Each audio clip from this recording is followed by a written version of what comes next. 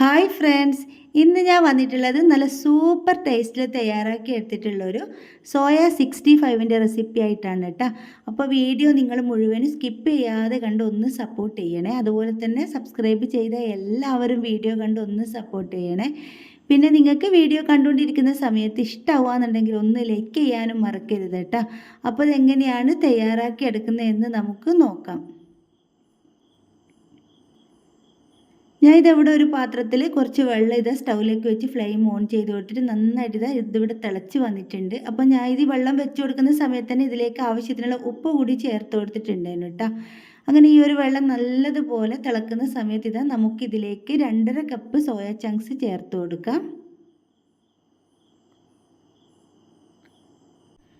അപ്പോൾ soya chunks ഞാൻ ഇവിടെ നല്ല തിളക്കുന്ന വെള്ളത്തിലേക്ക് ഇട്ട് കൊടുത്തതിന് ശേഷം ഇതുപോലെ സ്പൂൺ വെച്ചിട്ട് നന്നായിട്ടൊന്ന് മിക്സ് ചെയ്ത് കൊടുക്കുന്നുണ്ട് കേട്ടോ. ഇത് ഒരുപാട് സമയം തിളപ്പിക്കേണ്ട, 2 മിനിറ്റ് മാത്രം തിളപ്പിച്ചെടുത്താൽ മതി. ഒരുപാട് സമയം തിളപ്പിക്കാന്നുണ്ടെങ്കിൽ നമ്മൾ കൈകൊണ്ട് പിഴിഞ്ഞെടുക്കുന്ന സമയത്ത് ഇങ്ങനെ പൊടിഞ്ഞു പോകും കേട്ടോ. അതുകൊണ്ട് 2 മിനിറ്റ് മാത്രം തിളപ്പിച്ചാൽ മതി എന്ന് പറഞ്ഞത്. അപ്പോൾ 2 മിനിറ്റ് കഴിഞ്ഞിട്ടുണ്ട്, നമുക്കിതിൻ്റെ ഫ്ലെയിം ഓഫ് ചെയ്യാം. അങ്ങനെ ഞാൻ നമ്മുടെ സോയ ചങ്ക്സ് ആ ഒരു ചൂടുവെള്ളത്തിൽ നിന്ന് മാറ്റിയെടുത്തതിന് ശേഷം നല്ലതുപോലെ 2-3 പ്രാവശ്യം കഴുകിയെടുത്തിട്ടുണ്ട്. അപ്പോൾ അത് പ്രത്യേകം ശ്രദ്ധിക്കണം. 2-3 പ്രാവശ്യം നല്ലതുപോലെ പച്ചവെള്ളത്തിൽ കഴുകിയെടുക്കണം. അതിന് ശേഷം ഇത് നല്ലതുപോലെ പിഴിഞ്ഞെടുത്തിട്ടുണ്ട്. പിന്നെ ഇത് വലിപ്പമുള്ള സോയ ചങ്ക്സ് ആണെന്നുണ്ടെങ്കിൽ നിങ്ങൾക്ക് കട്ട് ചെയ്തെടുക്കാം. പക്ഷേ ഇതൊരുപാട് വലിപ്പമുള്ളതല്ല കേട്ടോ, അതുകൊണ്ട് ഞാൻ കട്ട് ചെയ്തെടുക്കുന്നൊന്നുമില്ല. ഇനി നമുക്കിതിലേക്കുള്ള പൊടികളെല്ലാം ഒന്ന് ചേർത്ത് കൊടുക്കാം. അപ്പോൾ ഞാൻ ഇതവിടെ 1 ടീസ്പൂൺ കുരുമുളകും അതുപോലെ തന്നെ 1 ടീസ്പൂൺ ചെറിയ ജീരകവും 1 ടീസ്പൂൺ വലിയ ജീരകവും കൂടി മിക്സിയുടെ ചെറിയ ജാറിലിട്ടിട്ട് പൊടിച്ചെടുത്തതാണ്. ഓരോന്നായിട്ട് പൊടിച്ചെടുക്കുന്ന സമയത്ത് അത് പൊടിഞ്ഞ് കിട്ടാത്ത കാരണം കൊണ്ടാണ് ഞാൻ ഇതുപോലെ 3 കൂടി ഒന്നിച്ചിട്ടിട്ട് ഞാനിതുപോലെ പൊടിച്ചെടുത്തിട്ടുള്ളത് കേട്ടോ.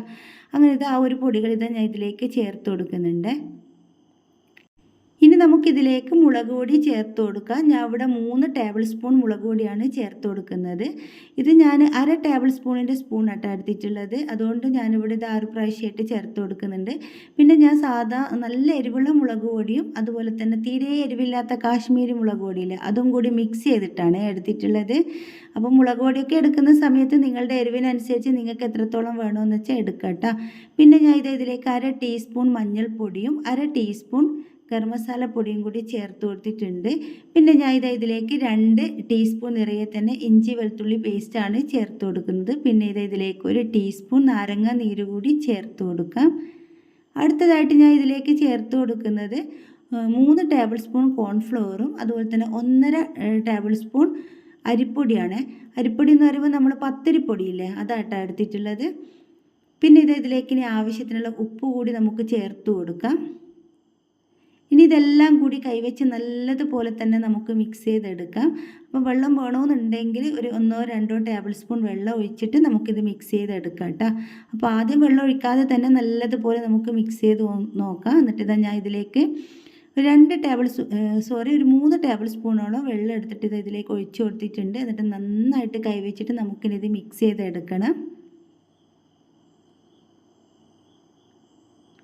അപ്പോൾ ഇതിവിടെ നല്ലതുപോലെ തന്നെ മിക്സ് ചെയ്ത് കൊടുത്തിട്ടുണ്ട്. ഇനി നമുക്കിത് 1 മണിക്കൂർ ഒന്ന് റെസ്റ്റ് ചെയ്യാനായിട്ട് മാറ്റി വെക്കാം. ഇതിലേക്ക് ഈ ഒരു പൊടികൾ മസാലയെല്ലാം നന്നായിട്ട് പിടിച്ചിട്ടിട്ട് കേട്ടോ. അപ്പോൾ ഇതിവിടെ മൂടി വെച്ച് കൊടുത്തിട്ടുണ്ട്. ഇനി നമുക്ക് 1 മണിക്കൂർ കഴിഞ്ഞിട്ട് തുറന്ന് നോക്കാം. അപ്പോൾ 1 മണിക്കൂർ കഴിഞ്ഞിട്ടുണ്ട്. നമ്മുടെ സോയ ചങ്ക്സിൽ നന്നായിട്ട് ആ ഒരു മസാലയെല്ലാം പിടിച്ച് കിട്ടിയിട്ടുണ്ട് കേട്ടോ. അപ്പോൾ ഇനി നമുക്കിത് ഫ്രൈ ചെയ്തെടുക്കാം. അപ്പോൾ ഞാൻ സ്റ്റൗവിലേക്ക് ഒരു പാത്രം വെച്ച് കൊടുത്ത് അതിലേക്ക് ഓയിൽ ഒഴിച്ച് കൊടുത്തിട്ടുണ്ടേനു.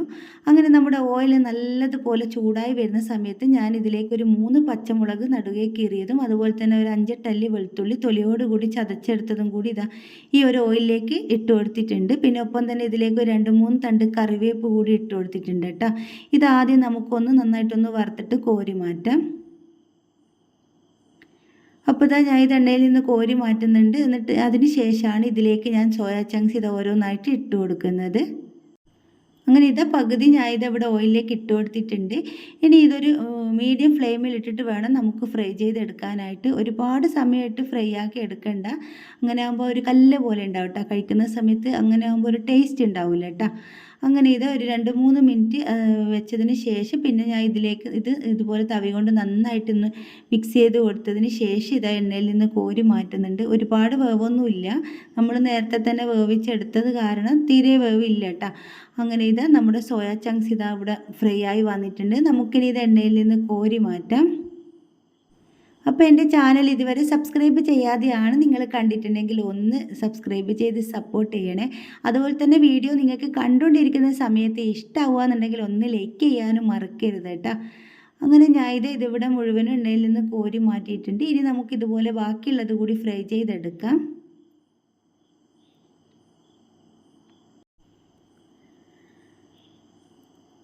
അങ്ങനെ ഞാൻ ഇവിടെ മുഴുവൻ സോയാ ചങ്ക്സും ഫ്രൈ ചെയ്തെടുത്തിട്ടുണ്ട്. ഇനി നമ്മൾ നേരത്തെ ഫ്രൈ ചെയ്തെടുത്ത നമ്മുടെ പച്ചമുളകും അതുപോലെ ആ ഒരു വെളുത്തുള്ളിയും എന്താ പറയുക കറിവേപ്പില ഇതിൻ്റെ മുകളിലായിട്ട് നമുക്ക് ഇട്ട് കൊടുക്കാം.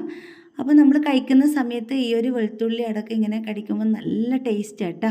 അപ്പോൾ എല്ലാവർക്കും ആ ഒരു ടേസ്റ്റ് ഇഷ്ടമാണോ എന്നില്ല, എനിക്ക് അങ്ങനെ കഴിക്കുമ്പോൾ ഭയങ്കര ടേസ്റ്റ് ആയിട്ടാട്ടോ തോന്നിയിട്ടുള്ളത്. പിന്നെ നമ്മളിത് ചപ്പാത്തിയുടെ കൂടെയും പൂരിയുടെ കൂടെയും ദോശയുടെ കൂടെയും നെയ്ച്ചോറിൻ്റെ കൂടെയും എല്ലാറ്റിൻ്റെ കൂടെ കഴിക്കാനും പൊളിയാണ്. പക്ഷെ നമ്മളിതിങ്ങനെ വെറുതെ എടുത്ത് കഴിച്ചു പോകും, വെറുതെ കഴിക്കാൻ കേട്ടോ അതിലും ടേസ്റ്റ്. അപ്പോൾ നിങ്ങൾക്ക് എല്ലാവർക്കും വീഡിയോ ഇഷ്ടമായിട്ടുണ്ടാവുമെന്ന് വിചാരിക്കുന്നു. ഇഷ്ടപ്പെട്ടിട്ടുണ്ടെങ്കിൽ എന്നും പറയുന്നത് പോലെ തന്നെ ലൈക്ക് ചെയ്യാനും ഷെയർ ചെയ്യാനും സബ്സ്ക്രൈബ് ചെയ്യാനും ഒന്നും മറക്കരുത് കേട്ടോ.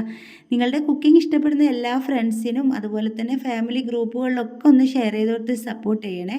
അപ്പോൾ നമുക്കിനി പുതിയൊരു വീഡിയോ ആയിട്ട് വീണ്ടും കാണാം.